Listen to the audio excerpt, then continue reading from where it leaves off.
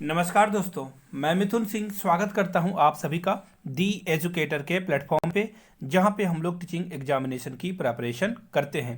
आशा करता हूं आप सभी अच्छे होंगे, स्वस्थ होंगे इस पेंडेमिक में भी। देखिए, आज मैं आप लोगों के सामने हिंदी पैडागोजी के इंपॉर्टेंट टैग वर्ड्स लेके आया हूं।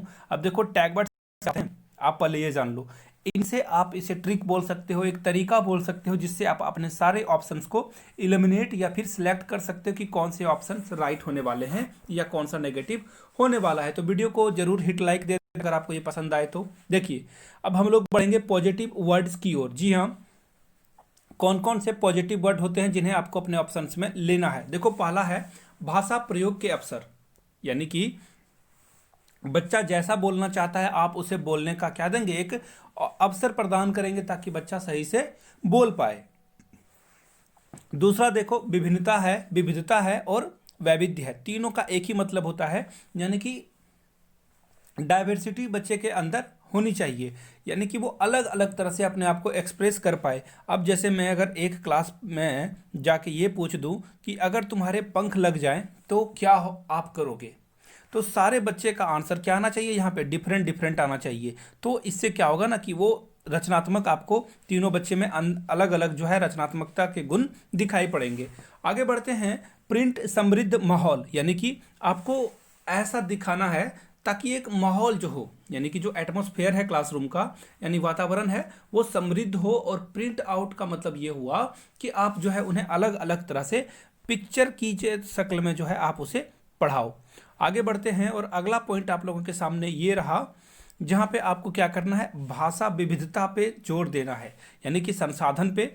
आप लाइब्रेरी में अलग अलग ढंग के पुस्तक रखो, बुक्स रखो, जिससे वो क्या कर पाए, चीज़ों को और आसानी से समझ पाए। अब देखो, संज्ञानात्मक विकास यानी कि उसका कॉग्निटिव डेवलपमेंट अच्छे से होना चाहिए। अब कॉग्निटिव डेवलपमेंट किसने दिया था, आप लोग कमेंट करके नीचे जरूर से जरूर बताएं। कमेंट करके आप लोग प्लीज़ बताएं कि संज्ञानात्मक विकास किसने दिया था। अगर हो सके तो उनके चारों जो स्टेजेस थे वो भी लिख देना, चार तरह के जो प्रकार थे उन्होंने बताया था, वो आप बता देना। बढ़ते हैं अगले पॉइंट की ओर। आकलन आपको पोर्टफोलियो के द्वारा करना है। देखो, पोर्टफोलियो में बाकायदा बच्चे का रिकॉर्ड रखा जाता है कि किस सेक्टर में बच्चे ने किस तरह से परफॉर्मेंसेस दी है। तो आपको पोर्टफोलियो तैयार कर लेना है और तभी बच्चों को जो है आपसे पूछना है। तो यहाँ से आपको ऐसे नहीं कि कुछ भी आपने एक टेस्ट ले लिया और बच्चे से सारे सवाल के जवाब पूछ लिए, तो बच्चा ने अच्छा स्कोर किया तो गुड, खराब स्कोर किया तो बैड, ऐसा नहीं करना है आपको। आपको करना है पोर्टफोलियो में आप बिल्कुल सारे उसके गुणों पे ध्यान दे के जो है आप उसका रिजल्ट निकालोगे। आगे बढ़ते हैं, अगला है पढ़ना, यानी कि अर्थ समझ करके। देखो, पढ़ने का मतलब ये नहीं होता है कि जो बातें मैंने यहाँ, एक्चुअली मैं भी आपके सामने पढ़ रहा हूँ, लेकिन हर टॉपिक को आपके साथ में डील करता जा रहा हूँ, इसे बोलते हैं अर्थ समझ कर पढ़ना। तो ऐसे ही आपको बच्चे के साथ करना होगा। आगे देख लो, लेखन, मौलिक विचार या विचारों की अभिव्यक्ति, यानी कि देखो, मैं आपको एक एग्जांपल बताता हूं।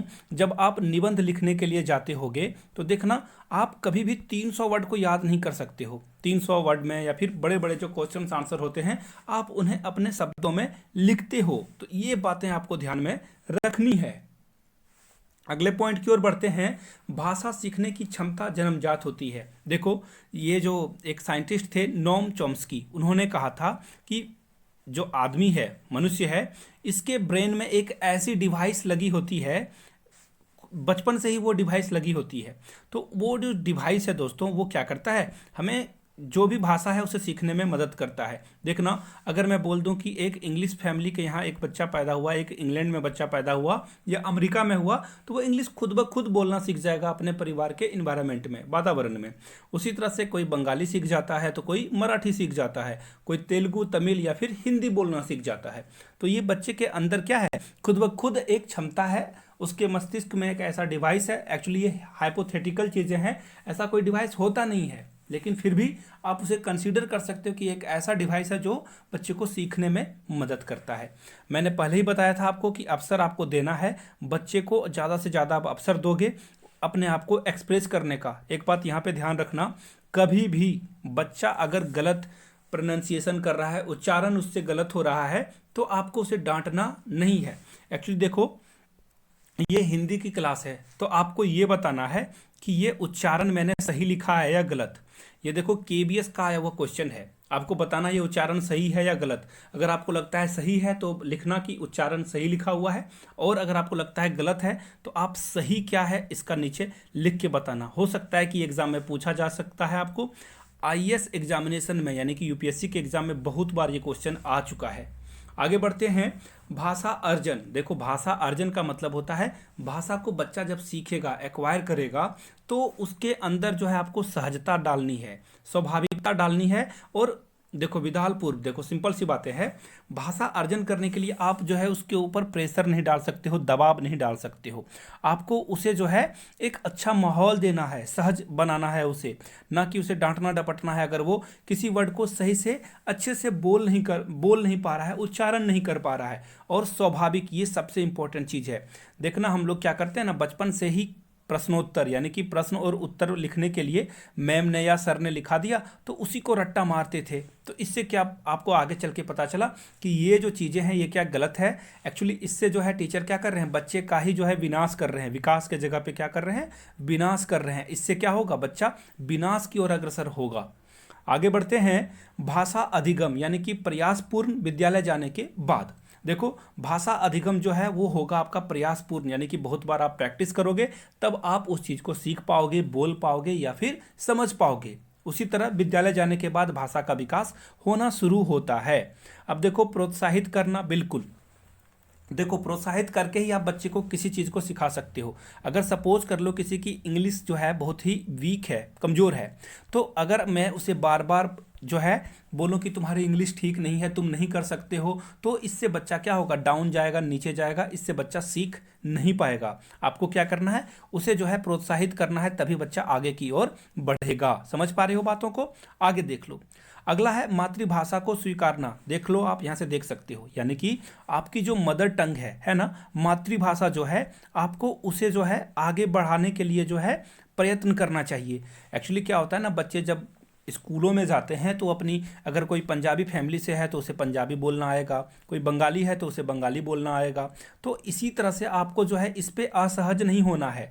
आपको क्या करना है, बच्चे को बिल्कुल आपको जो है एक तरह से आप उसे प्रोत्साहित करोगे कि हाँ तुम बोलो। और कोशिश इसलिए देखना, बहुत जगहों पे जहाँ पे मातृभाषा को जो है मैंडेटरी कर दिया जाता है टीचिंग एग्जामिनेशन में कि आपको मातृभाषा में भी पास करना होगा। तो ये चीज़ें क्या है, बिल्कुल अच्छी बातें हैं। और महात्मा गांधी ने बार बार मातृभाषा पे जोर दिया था। आगे बढ़ते हैं, आगे देख लो अब नेगेटिव वर्ड्स, इन्हें देखेंगे हम लोग कि कौन कौन सा नेगेटिव वर्ड्स होता है। सुंदर लेखन या लिखावट या लेख, देखो एक्चुअली ये क्या है ना, ये ज़्यादा मायने नहीं रखती है कि आपकी हैंडराइटिंग कितनी अच्छी है ना, आपके विचार कितने अच्छे हैं, आपका थॉट प्रोसेस या आप कितने रचनात्मक हो वो इम्पॉर्टेंट है, ना कि आपकी हैंडराइटिंग इम्पॉर्टेंट है। तो ये क्या है, एक नेगेटिव सेंस में है। एक्चुअली क्या है ना कि आप उतना अच्छा लिख लो ताकि कोई पढ़ सके। आप गोल गोल लिखने की ज़रूरत आपको नहीं है, ऐसा लिखने की कोई ज़रूरत नहीं है। तो आगे बढ़ते हैं। अब देखो काव्यात्मक भाषा, देखो एक्चुअली क्या है ना कि हिंदी मतलब आप समझते हो जटिल हिंदी, बहुत कठिन कठिन शब्दों का प्रयोग करना, ऐसा बिल्कुल नहीं है। आपको समान यानी कि सहज होने वाली भाषा का इस्तेमाल करना है, बच्चे समझ पाए तभी बच्चे जो है आगे बढ़ पाएंगे। अगला देख लो, आप लोगों को मैंने कई बार कहा है कि याद करने वाली चीज़ों को कभी भी आप प्रमोट नहीं करते हो। कंठस्थ करना, याद करना, रोट लर्निंग, कॉपी करना, ये सब क्या है, गलत है। यानी कि ये क्या होगा, हमारा नेगेटिव होगा। जहाँ पे भी आपको ऑप्शन में दिखे इसे क्या कर देना है, कट कर देना है। आगे बढ़ते हैं, वैज्ञानिक शब्दावली या फिर शब्दावली। देखो एक्चुअली ये क्या है, डेफिनेशन। आपको डेफिनेशन कभी भी रटने के लिए बच्चे को प्रोत्साहित नहीं करना है। बच्चा अगर रट रहा है तो आप उसे बोलोगे कि दिस इज रॉन्ग वे, ये गलत तरीका है, आप उसे मना करोगे, ना कि आप उसे जो है आगे बढ़ने के लिए प्रोत्साहित करते रहोगे कि ये ठीक है ना। आगे बढ़ते हैं, अगले पॉइंट पे आपको बताना है कि पाठकीय पुस्तक ज्ञान पर बल देना। देखो जब भी आप पुस्तक को जो है देखो ये क्या है ना, ये एक युक्ति है जिससे बच्चा सीख सकता है, ना कि ये एक ही तरीका है जिससे जो है आप आगे बढ़ा सकते हो। तो चलो पुस्तक से यानी कि पढ़ने की बात आ गई, तो मैं आप लोगों से एक क्वेश्चन पूछ लेता हूँ। आपको बताना है कि अगर कोई बच्चा इन सारी चीज़ों को पढ़ने में उसे डिफ़िकल्टीज हो रही है तो वो कौन सा है। अगर भाषा को उसे पढ़ने में, मैं फिर से बोल देता हूँ, पढ़ना यानी कि रीडिंग, समझ लेना आप चीज़ों को। तो रीडिंग डिसऑर्डर क्या है, पढ़ने में जो दिक्कत आएगी उसे कौन सा डिसऑर्डर होता है, लर्निंग डिसेबिलिटीज है यानी कि अधिगम अक्षमता है।